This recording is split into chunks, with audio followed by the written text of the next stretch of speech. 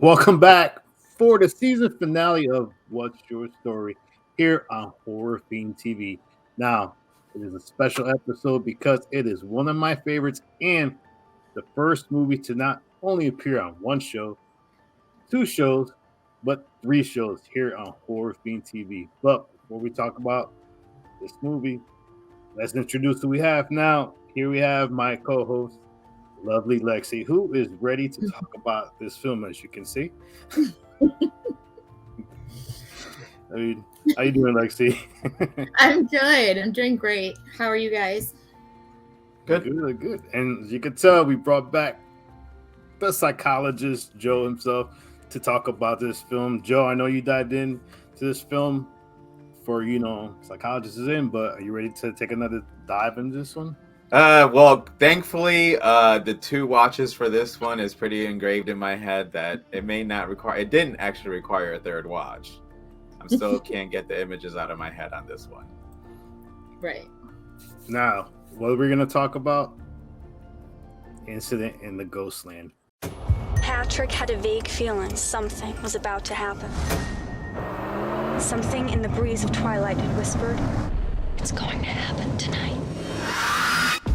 Incident in a Ghostland is your most personal book so far. Your sales are through the roof. They adore you. Hello? Please, you have to come back. Vera? What did you do to me? Except what happened. Tell me what you did! Stop running away!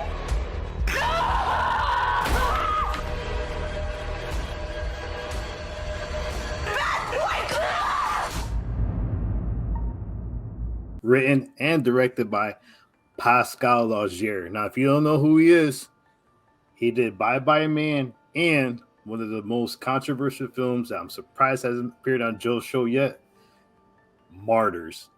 Watch the original, don't watch the remake. The Martyrs is just as messed up as this one. So what is the synopsis of this film? Well, 16 years after a traumatic experience, two sisters reunite in the house where they had this horrid, as you can tell behind me, effed up experience, and things start taking a twist to the worst. Now, before I ask the lovely panel here about the movie, I gotta go through the cast because this cast, I tell you, it was amazing. Whoever casted these people, amazing job. So, the older Beth is played by Crystal Reed. The older Vera is played by Anastasia Phillips. Young Beth is played by Amelia Jones. Young Vera is played by Taylor Hickson. Pauline, the mother, is played by Mylene Farmer. And two of the best villains I've seen in a long time. All they call is the Fat Man, played by Rob Archer. And the Candy Truck Woman, played by Kevin Power. So let's dive in real quick. I mean, just quick initial thoughts. What you guys think of this film? Let's start with the psychologist himself. It's a pretty disturbing film. I thought that the way that you get to, which we'll discuss at the end, the twist was really well done because I didn't see any of that coming. But just the stuff that these girls go through is pretty messed up. It's pretty fucked up. It's pretty fucked up, but it was a good movie overall. Like I said, two watch was good enough for me. I'm sure there's a lot of people who probably saw it once and it's good enough for them. Yeah, no, I don't want to put my brain through that. What about you, Lexi? Initial thoughts of the movie? It's definitely, I agree, disturbing. For me, liked the bond between the sisters. You know, we all have that sibling we possibly don't get along with. But when it comes down to possibly being murdered, it's family first. So I love that they put their bullshit aside to save each other and love each other in the craziest moments of their time. So to me, the way this whole movie plays out, which we're going to dive right into, turned out good, disturbing, probably a little traumatized while watching this movie. But I overall liked the whole thing. Fat Man, Candy Truck Woman, pretty awesome characters. Fat Man disturbs me the most. Oh, yeah. He really I'll probably have nightmares for a little bit about that one. But I can't wait to dive into the characters part. Yeah, I mean, this movie, the first time I watched it, I was like, what the fuck? And then I had to watch it again. I'm like, oh my God. Because this is one of these movies that's so disturbing, so good that we'll talk about it later, there's a lot of foreshadowing that you will not catch the first time around. You need like a second watch to really start catching on to like the little hints they're giving you. But I mean, here on What's Your Story, we've been doing all season. Yes, season finale. But we've been diving into movies that are story driven. Now, a movie that's story driven has to have a hook to the viewer. Has to give something to the viewer besides your typical slasher gore. It has to give you something that's going to make you want to watch. Now, question I have for you guys is: did the sequence from the driving to the home and Beth waking up after a nightmare, did that whole sequence work to really hook you into this movie, Joe? Oh yeah, I mean for sure. And as you said, literally had that sequence not happened, I probably wouldn't have continued to watch. I mean, at first you don't have a lot of big names in this movie. Crystal Reed's probably the bigger name, but unless you watch Teen Wolf, you may not know much about her. She's done a couple other things, but still. So I'm like, all right, doesn't have big names in it. But yeah, the sequence, as you said, it hooked you. The problem is it hooked you and it doesn't let you go. What about you, Lexi?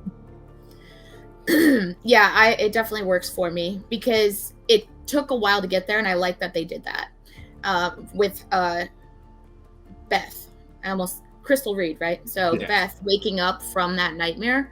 They took a while getting there, which I liked because it set up the whole movie from the beginning.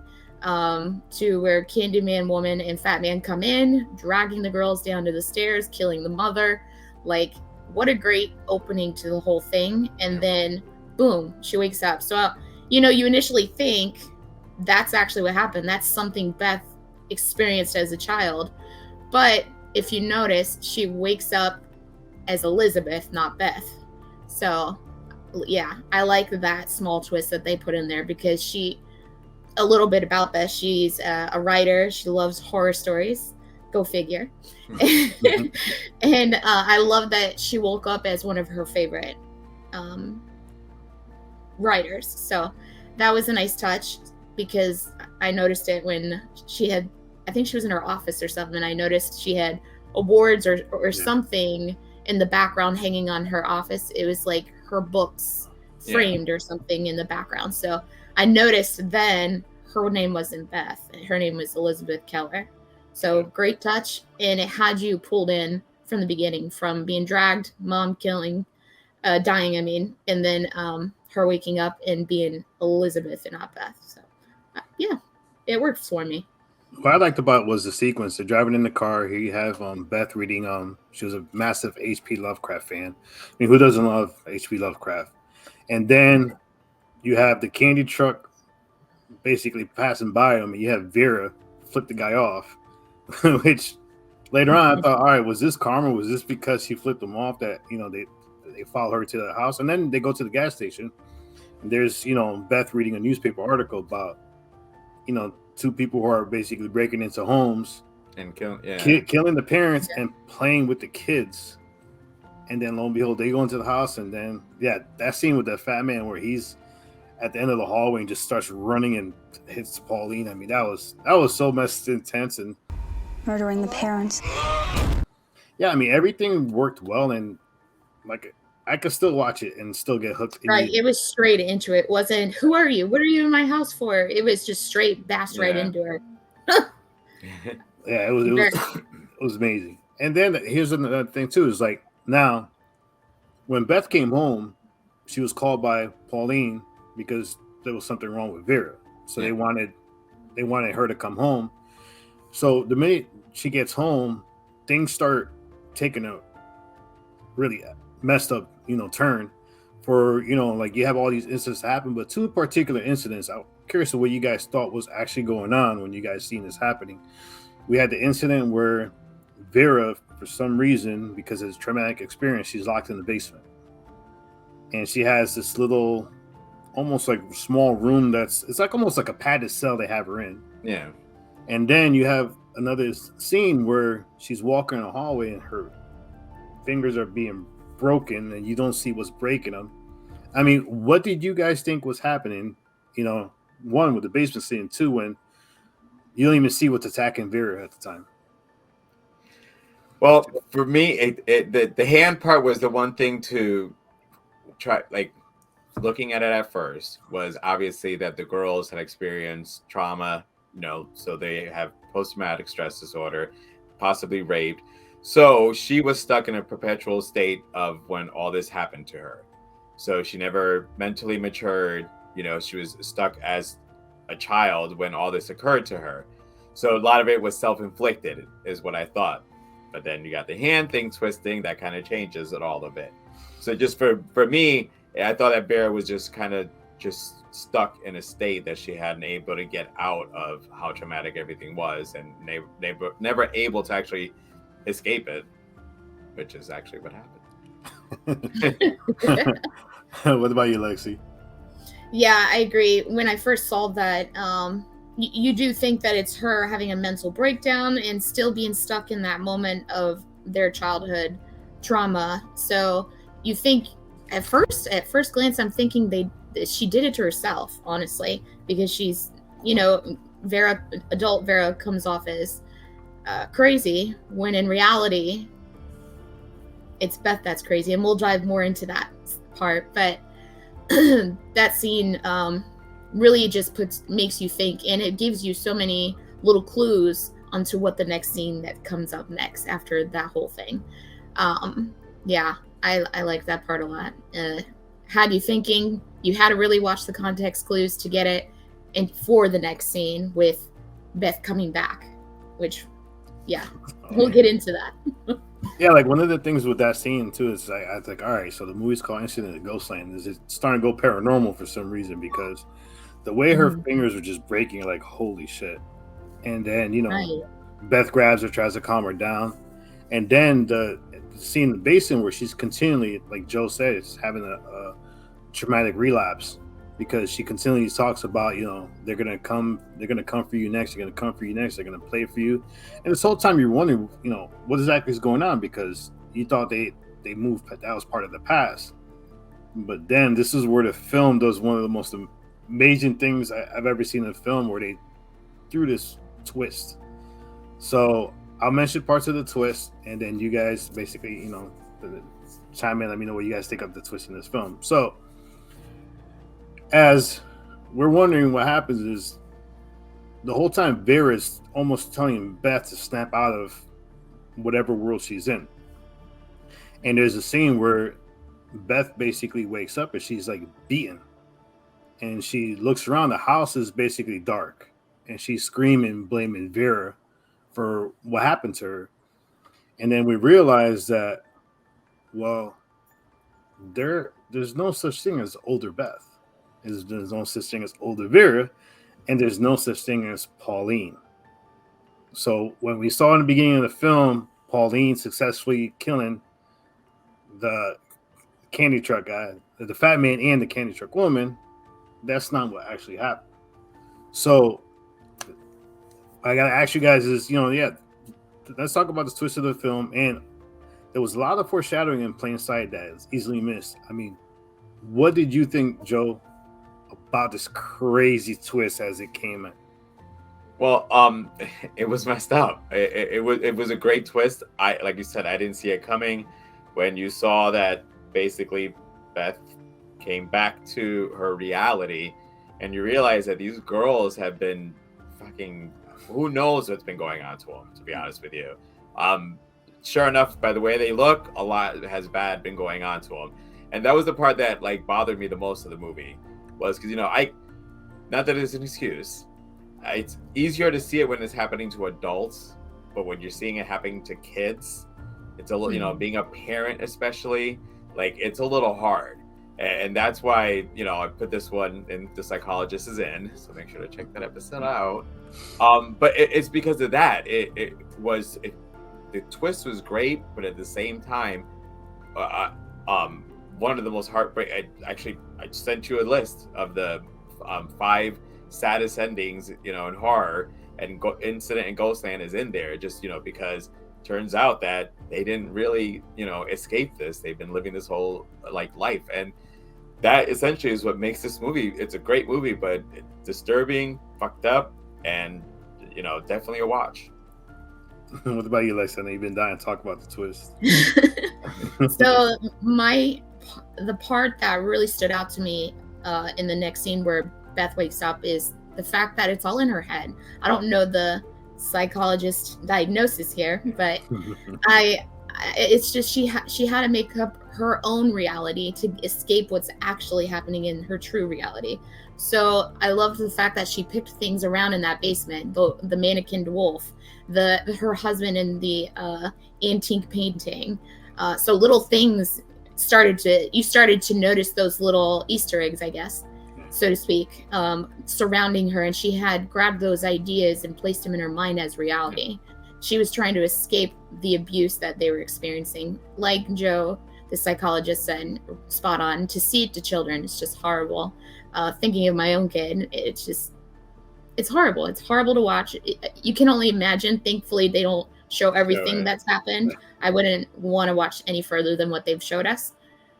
And I think that's why Fat Man makes me feel the creepiest, because of his actions and the way he, plays with his dolls and smells certain things and areas. And so it's just very disturbing. I can't even imagine what those 2 girls had experienced. But I do also like the twist that you think adult Vera is the crazy one and we're trying to get her under control, when really turns out Beth was crazy. It was all in her mind. She's trying to blame her sister. I felt like there was some blaming because, they had that relationship where they kind of didn't like each other, and Beth is the favorite and yada yada. I felt like Vera wanted more of her mom's love. But like I said, when it came down to all this shit that they were going through, they really stuck together and for the love of being sisters. So in reality, they're both still young, stuck in the basement. Vera is not the crazy one. Beth isn't really crazy. She's just experiencing, and you can correct me, psychologist. But yes, they're like when people who are suffering child abuse, and when they're in the moment in their head, they go to a happy place. But yes, they're like when people who are suffering child abuse, and when they're in the moment in their head, they go to a happy place. But yeah, in what I think is that they're both not crazy. They're just very traumatized, but the experiences they're facing, the circumstances that they're in, trying to find a way out. So I don't want to say Beth is crazy, because she's not. She's just trying to escape what's happening. She's trying to go, like you said, to her happy place. So but picking the things around her to create the reality in her mind was badass touch. I loved it. Well, that is something though, that it's basically it's a visual, it's a focal point to help you when you focus on that point, to get you out of the moment that you're in right now and get you into that point. Those were all her focal points. Right. Yeah, I mean, the way they set it up was perfect, because you had the interview she watched on TV, then she put herself in that situation where she's being interviewed about her books, about a book called Incident in Ghostland. You had the scene where at the end where she was still clinging on to that imaginary world, where she's actually having a conversation with H.P. Lovecraft, which I thought was a really good touch. Great touch. And then this big dinner, and they're celebrating her. And then this is where Pauline is there, the mother, and you have this scene where they're in a hallway, and at the end of the hallway is the door with the faded glass, and you have Vera on the other side pounding on it. And this is where, even in her mind, her mother told her to stay, because this is the only way this is the only time she remembers happiness for her mother prior to the trauma, her mother getting killed, because she had blocked off the fact that her mother got killed. And I think what is amazing too is the fact that the way I took it is Vera the whole time sacrificed herself Yeah. because she was the one that got the most of the abuse until they decided to play with Beth, the fat man. And I mean, if you look at the scene behind me, this is like this sums it up. I mean, look at Vera's face. She's swollen, she's beaten, and here you have Beth. This is where they're making their escape. And the funny thing is, not funny, sad part is they actually make their escape and they get caught again and get brought back to the house. Which is, I mean, horrible. It wasn't. And the whole time Vera is trying to snap Beth out of this world. And it came to the point where even after they escaped and they're in the back of the car, Vera's still yelling at Beth, "You need to come back. You need to come back. You need to come back." And it took for her to open that door after the conversation with Mother to come back. But yeah, that twist was, when I seen that, I was like, holy shit, I did not expect that at all. The fact that they've been living this whole time in that house under those conditions was just so messed up. Like I said before, like there were so many little Easter eggs or clues surrounding the entire movie from beginning to end. I mean, the opening sequence where young Vera and Mom were outside talking, and you know she's upset because you love me more than her, or love her more than, you know what I mean. Basically, Mom loves Beth more than Vera. But what Vera said really sets up the whole entire movie. You don't realize it until you go back and watch it a second time. And I wrote it down word for word. She said, an interview with her mom, several pages, all typed up with it, like it was in a magazine. She made the whole thing up. Like in it, she's some famous writer. And this journalist is asking her all these questions about her books. Elizabeth Keller. So yeah, that whole conversation with her mother sets up this entire movie. You just don't catch it until you actually, it's like a figure eight. You were going back and forth in and out of reality. So that I have to mention. And it was so convincing because you have to have that second watch to sit there and catch all the Easter eggs. Because you're gonna completely miss it going through. I mean, they do a little quick clip of certain things, but you're gonna miss it because you're so invested in what the hell these girls are going through that you kind of overlook that. But yeah, I mean, so you guys got any points before we start wrapping this up? Well, we talked a lot about the sisters. Fat Man, Candy Truck Woman, I feel need a little talking to, only because they're a part of the escape. Yes. You know what I mean? So I don't want to dive too much into them because they're just completely disgusting characters to me. But I don't know what is the relationship between those two? Is it mother-son or father-son that dresses up as mom? I don't know. Or just two crazy people, trying to play with dolls.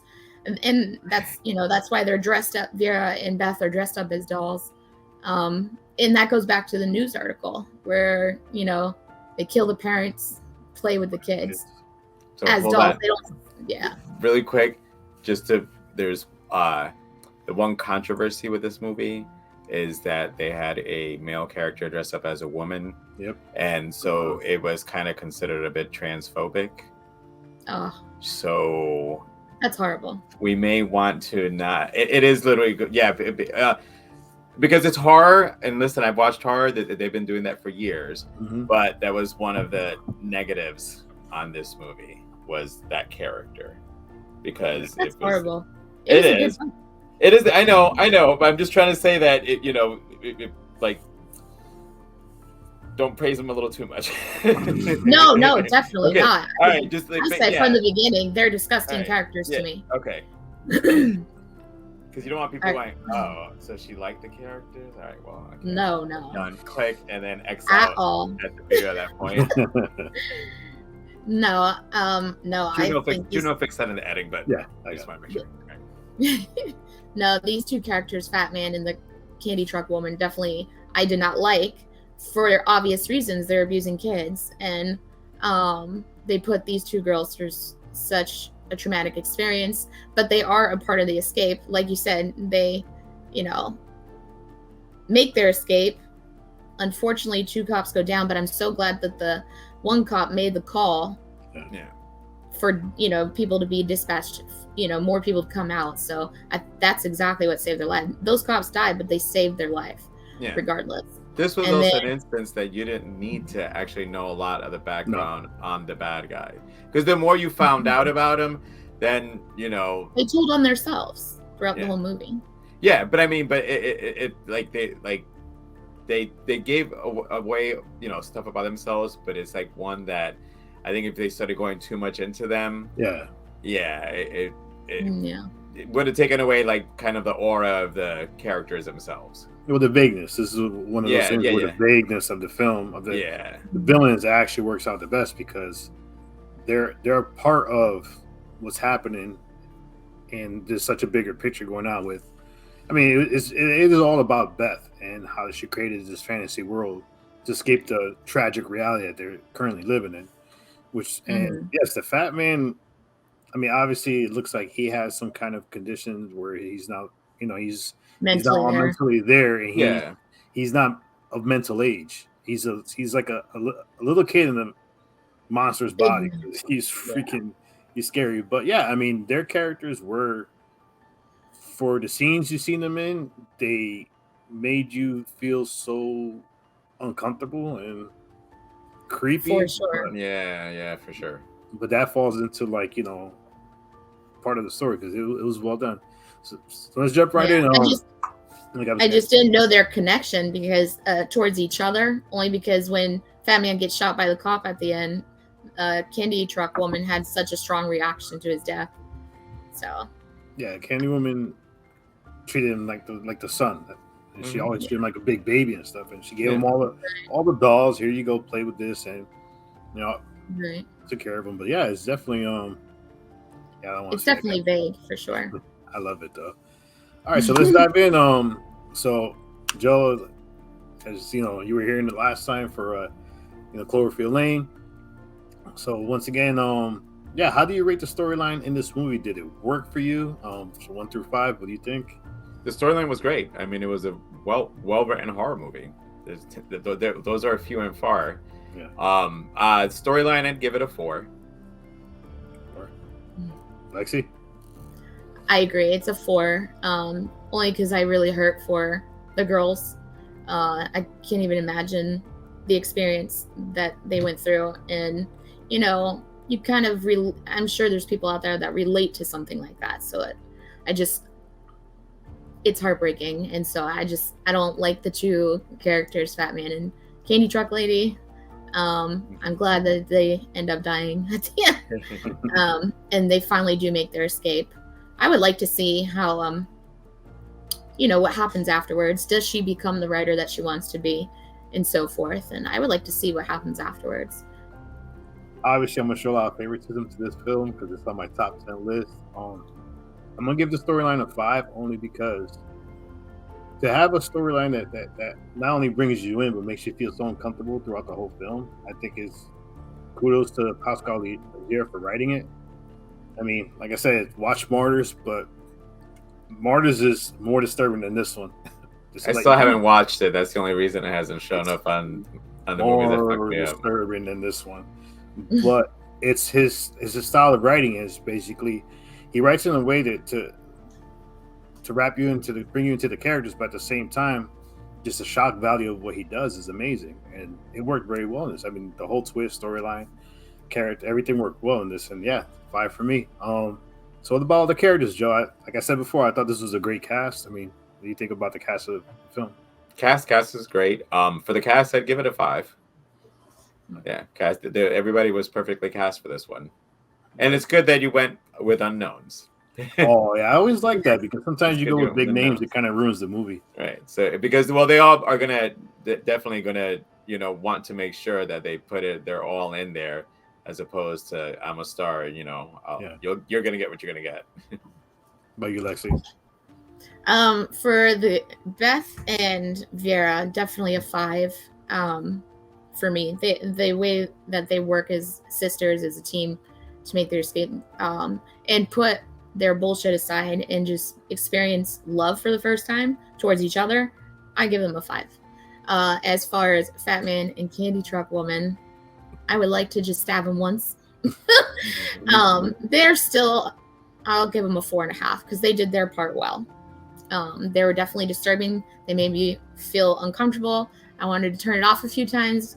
It's one of those movies that really gives you the heebie-jeebies and has, the hairs on your spine crawl up. So, and I like movies like that. So, yeah, I'll give them a 4.5. As for Mom, I wish we would have had a little more of her, but unfortunately, no. So, but she was a good 4. Nah, I like the whole cast. So yeah, I'm gonna give it a 4.5 because I do agree. I want a little bit more Pauline. But at the same time, like the scene she was in with Beth, I thought was so good because here she is forcing Beth to live into this fantasy world. Well, in Beth's mind, she's forcing Pauline to want her to live in this world, and it was very well done. I mean, her character is good. I like the fat man and Candy Triple because they're so creepy. I mean, they play their role to a T. I mean, they did. That's what you want from horror villains. You want them to make you either queasy, uncomfortable, creepy. I mean, that's why Terrifier works so well because he's just overall creepy as hell. But these two guys, yeah, they did a good job. So all right, so let's give it an overall rating, Joe, 1 through 5. What do you give this film? I'd give it a 4.5. 4.5. Yeah. Lexi? Same, 4.5. 5. Of course, you knew you were going to get 5. It's on my top 10. I think it's on my top 5 horror movie list of all time. But yeah, I mean, this is a great film, great twist.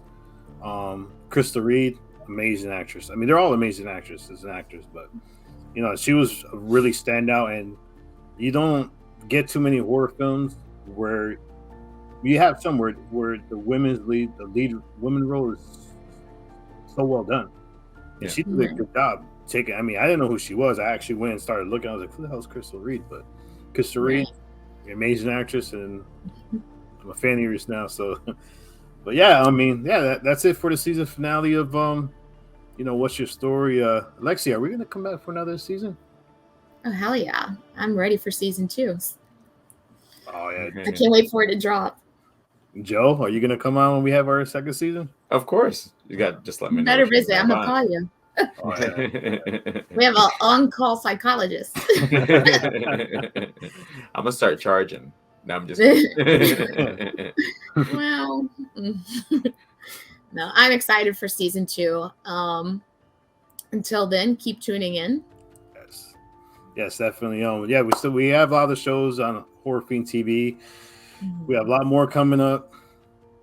A lot more that are under wraps. So yeah, I mean, Horror Fiend TV, we're taking off, and this year is going to be a special year for us because we're going to look at basically taking it to the next level with everything we have. This is JR, Lexi, Joe. Season finale. What's Your Story? We'll be back in the fall. Peace.